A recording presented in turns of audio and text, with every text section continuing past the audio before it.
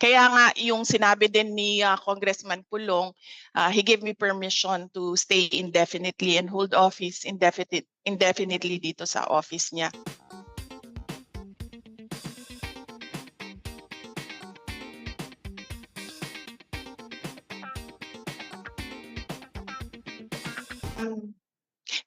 Nagpabili na ako kanila ng tali kasi dito na lang ako maglalaba.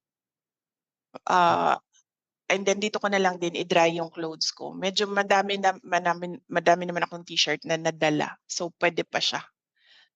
Paulit-ulit lang. Kasi uniform naman yung dinala ko eh. So hindi siya halata na paulit-ulit. Kasi uniform siya ng OVP lahat.